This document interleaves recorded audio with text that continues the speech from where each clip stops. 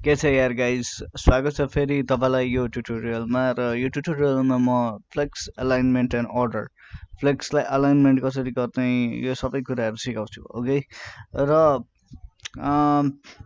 के गर्नु पर्यो पहिले भन्दाखेरि पहिले भनेको चाहिँ प्यारेन्ट बनाउनु पर्यो हैन प्यारेन्ट के काम हुन्छ नि त जहिले पनि फ्लेक्स बक्समा अब म तपाईँलाई एउटा सर्टकट सिकाउँछु भिजुअल स्टुडियो कोडको जसले गर्दाखेरि एकदमै सजिलो तरिकाले तपाईँले यो आइटम धेरैवटा आइटमहरू बनाउन सक्नुहुन्छ अब म के गर्छु भन्दाखेरि डिभको एउटा यस्तो डिभ होस् जसको क्लास भनेको आइटम होस् र फेरि अर्को आइटम दिन मिल्छ नि त हामीले जतिवटा पनि आइटम हामीले एउटा डिभमा राख्न मिल्छ त्यही भएर अर्को आइटम अनि यो आइटममा चाहिँ के हुन्छ भन्दाखेरि ड्यास अनि डलर साइन यो डलर साइनले चाहिँ के गर्छ भन्दाखेरि हामीले जतिवटा आइटम बनाउँछौँ त्यसमा चाहिँ अटोमेटिकली 1 2 3 4 हालिदिन्छ होइन यो डलर साइनको काम त्यही हो अब हामी कर्ली ब्राकेट दिएपछि चाहिँ हामीले यो डिभ एलिमेन्टभित्र चाहिँ के हाल्ने भनेर स्पेसिफाई गर्छौँ भन्छौँ अब त्यो गर्नको लागि चाहिँ हामीले के गर्छौँ भन्दाखेरि आइटम भनेर एउटा टेक्स्ट लेख्छौँ अनि अनि डलर साइन दिन्छौँ यसमा पनि 1 2 3 4 फिलअप गरिदिन्छ आफै अब हामीले एस्ट्रिस लिएर हामीले कतिवटा चाहिँ डिप बनाउने त हामी त्यो भन्छौँ ओके तिनवटा बनाइदिउँ होइन अब यो गरेपछि चाहिँ हाम्रो तिनवटा आइटम आयो आइटम 1 आइटम 2 आइटम 3 यो डलर साइन थियो नि त अघि यसमा त्यही भएर 1 2 3 आफै बनाइदियो र यो क्लासमा पनि 1 2 3 आफै बनाइदियो अब फेरि पनि भन्नुपर्दाखेरि यो क्लास भनेको पहिले आइटम डट आइटम गरेपछि यो आइटम बस्यो अनि फेरि अर्को डट आइटम हालेको थियौँ हामीले त्यही भएर अर्को डट आइटम बस्यो अनि ड्यास पनि दिएको थियौँ अनि डलर साइन हालेपछि यता 1 2 3 हालिदियो ओके अब हामीले पहिलेको जसरी नै यता हाम्रो स्टाइल भनेर लेखिन्छ र हाम्रो प्यारेन्टलाई सिलेक्ट गरिन्छ र प्यारेन्टलाई सिलेक्ट गरेपछि यसलाई डिस्प्ले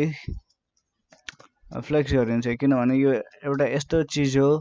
जसले यो सबै तिनवटा आइटमलाई कन्ट्रोल गर्छ ओके अब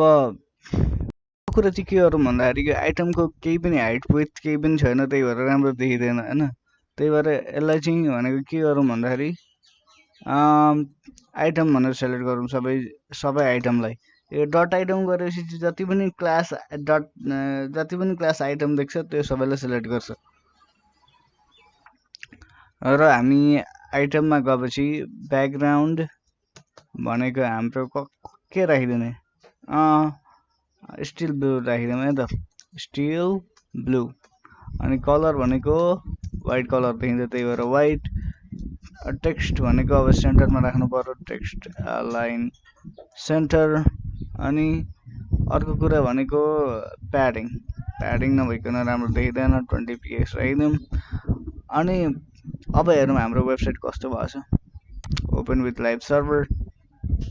अब यस्तो भयो हाम्रो फ्लेक्स राखेपछि होरिजेन्टल तरिकाले गयो अब हामीले मार्जिन पनि राख्नु पर्यो मार्जिन भनेको 5 px राखिदिउँ है त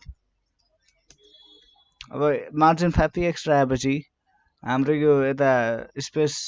आयो यो एउटै बक्स जस्तो देखियो न यो सेपरेट बक्स जस्तो देखियो सेपरेट आइटम जस्तो देखियो अब हामीले यसमा के गर्छौँ भन्दाखेरि ब्याकग्राउन्ड हालिदिन्छौँ यो प्यारेन्टमा ताकि अब यसले चाहिँ कन्टेन्ट गरेको रहेछ यो सबै आइटमलाई भनेर देखियोस् ब्याकग्राउन्ड भनेको ब्ल्याक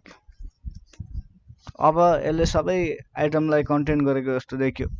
तर अब के छ भन्दाखेरि फ्लेक्सबक्सले हामीले तल मुभ गर्नुपर्ने हुन्छ यो सबै आइटमहरूलाई अब यताउता त मुभ गर्न सकिन्छ लेफ्ट र राइट र यो सेन्टरमा त मुभ गर्न सकिन्छ तर हामीले यो तल र माथि मुभ गर्न सकिँदैन त्यही भएर हामीले के गर्छौँ भन्दाखेरि यो प्यारेन्टको चाहिँ हाइट भनेको 600 px राखिदिन्छौँ यसो गरेपछि चाहिँ के हुन्छ भन्दाखेरि हाम्रो यो सबै यो हाइट बढो त्यही भएर हामीले यो आइटमहरूलाई तल र माथि गर्न सक्छौँ अब अहिले त हाम्रो यो सबै पुरा तन्केर आएको छ होइन, यो आइटम 3 पनि यता तन्केर आएको छ, यो पनि तन्केर आएको छ, यो पनि तन्केर आएको छ। यसलाई नतन्किने बनाउन सकिन्छ होइन, त्यसमा केही प्रब्लम छैन। र हामीले दुईटा प्रपर्टी हामीले युज गर्छौँ, एउटा जस्टिफाई कन्टेन्ट, एउटा अलाइन आइटम्स भनेर हामीले युज गर्छौँ। पहिले हामी भनेको जस्टिफाई कन्टेन्टबाट सुरु गरौँ। सेन्टर गऱ्यो भने हाम्रो यो सबै सेन्टरमा आउँछ। र बुझ्नुपर्ने कुरा कस्तो छ भन्दाखेरि हामीले देखिरहेछौँ नि, हामीले यो लेफ्टदेखि यता सेन्टरमा गयो भनेर, तर यो कुरालाई चाहिँ कसरी बुझ्नुपर्छ भन्दाखेरि यो होरिजन्टली चाहिँ हाम्रो यो तेस्रो रूपले चाहिँ हाम्रो यता गयो, सेन्टरमा गयो। यो यसरी चाहिँ हामीले बुझ्नुपर्छ, हामीले अवेर हुनुपर्छ। अब हामीले के गरौँ भन्दाखेरि अब यो जुन लामो लामो छ स्ट्रेच भइरहेको यो तलसम्म आइरहेछ होइन, अब यसलाई हेरौँ। अब यो लाइन आइटम्स यदि मैले यता स्ट्रेच राखेँ भने यो उस्तै हुन्छ होइन, उस्तै हुन्छ। भनेपछि के हुन्छ भन्दाखेरि यो फ्लेक्सबक्समा चाहिँ पहिलेदेखि नै लाइन आइटम्स जुन प्रपर्टी हुन्छ त्यसको चाहिँ भनेको स्ट्रेच हुँदो रहेछ भ्याल्यु, त्यही भएर यो तलसम्म गइरहेछ। तर यसलाई यदि चेन्ज गरेर मैले सेन्टरमा राखिदिएँ भने के हुन्छ, यो लामो भएको यो पुरा तन्केको सबै गयो र यसरी बसिरहेछ, सेन्टरमा बसिरहेछ सबै आइटम। ओके, र यदि तपाईँलाई हेर्न मन लाग्यो यो के अप्सन हुँदो रहेछ भन्दाखेरि अब तपाईँले एलाइन आइटम्स लेख्नुहुन्छ अनि तपाईँलाई थाहा हुँदैन के लेख्ने भनेर, त्यसको लागि कन्ट्रोल स्पेस हान्नुहोस्। कन्ट्रोल स्पेस हानेपछि जहाँ राख्ने हो त्यही। अब मैले फ्लेक्स एन्डमा राखिदिएँ अरे होइन, तल राखिदियो फ्लेक्स एन्ड भनेको। अब मैले जस्तै अब फ्लेक्स स्टार्टमा राखिदिएँ अरे, फ्लेक्स स्टार्ट कहाँ पुग्यो, माथि पुगेन त। अनि अब ब्याक टु सेन्टर।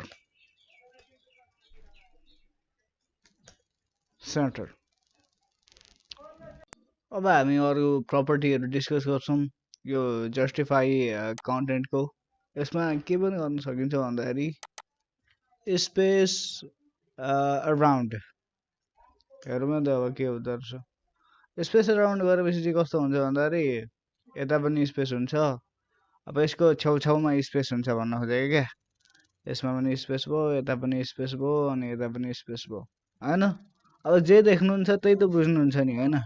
मैले पनि जे देखेँ त्यही बुझेँ, तपाईँ पनि जे देख्नुहुन्छ त्यही बुझ्नुहुन्छ। प्रपर्टीहरू थाहा पाएपछि त तपाईँले कन्ट्रोल र स्पेस थिचेपछि त्यो प्रपर्टीहरू आइहाल्छ। अनि अब आफूलाई जुन मन लाग्यो त्यही प्रपर्टी चुज गरौँ, अनि आफ्नो जुन मन लाग्यो त्यही प्रपर्टी चुज गरेर सेलेक्ट गरौँ, यसरी कन्ट्रोल र स्पेस दाबेर स्पेस इभेन्टली। अब हेरौँ त कस्तो हुँदो रहेछ।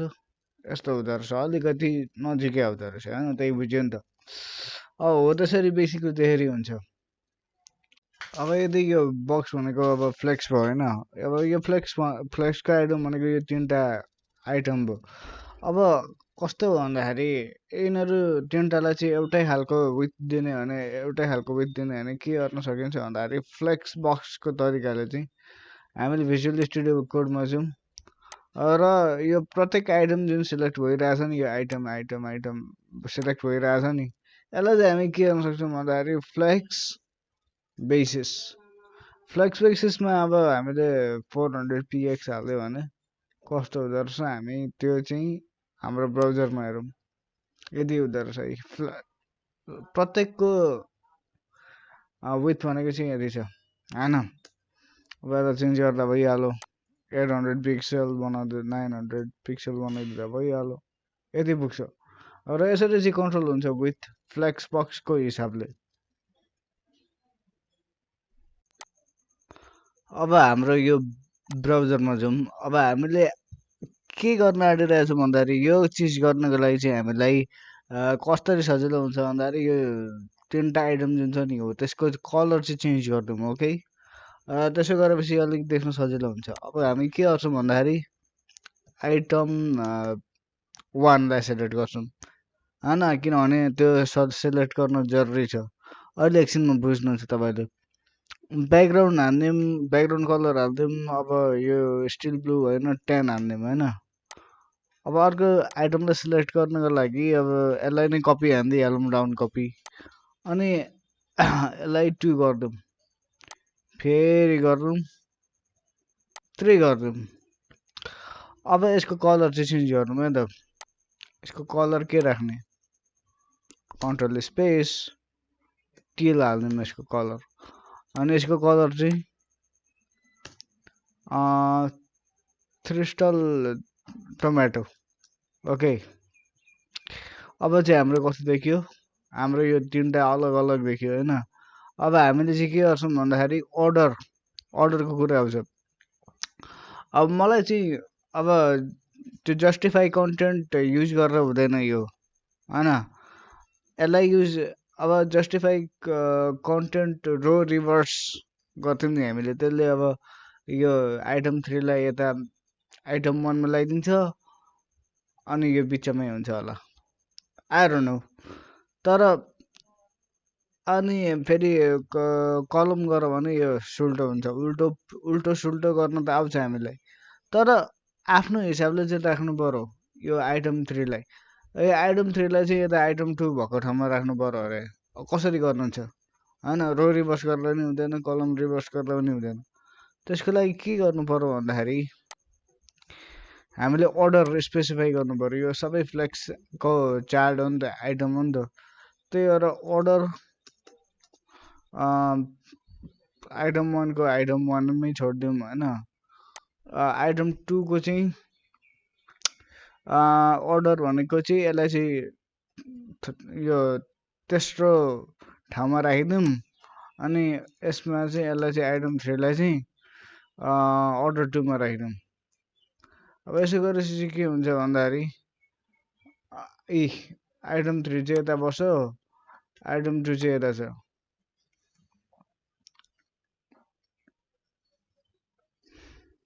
अब एउटा कुरा ध्यानमा राख्नुपर्ने चाहिँ के कुरा भन्दाखेरि यो आइटम 1 आइटम 2 आइटम 3 छ नि यो अर्डर 1 अर्डर 2 अर्डर 3 छ नि यो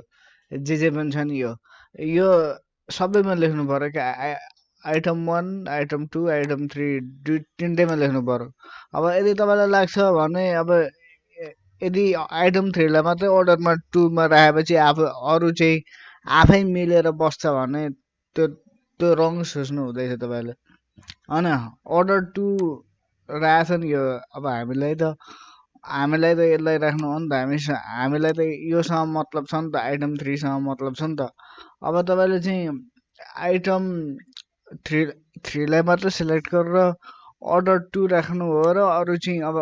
अरू आइटमहरू चाहिँ आफै मिल्छ भन्ने सोच्नुहुन्छ भने हुँदैन रहेछ क्या त्यही भएर सबै गर्नु होला सेभ गरिदिउँ अब आइटम 3 यतै बसिरहेछ होइन आइटम 2 को यसमा बसेको छ त छैन त्यही भएर यसलाई भनेको सबै हुनुपर्छ सबैमा स्पेसिफाई गर्नुपर्छ यो अर्डर भनेको र thank you so much for watching this video guys र हाम्रो यो फ्लेक्सबक्सको ट्युटोरियल पनि सिद्धियो र अरू भिडियोमा अब हामी खै प्रोजेक्ट्स गरिन्छ कि के गरिन्छ थाहा छैन तर अहिलेको लागि थ्याङ्क यू फर वाचिङ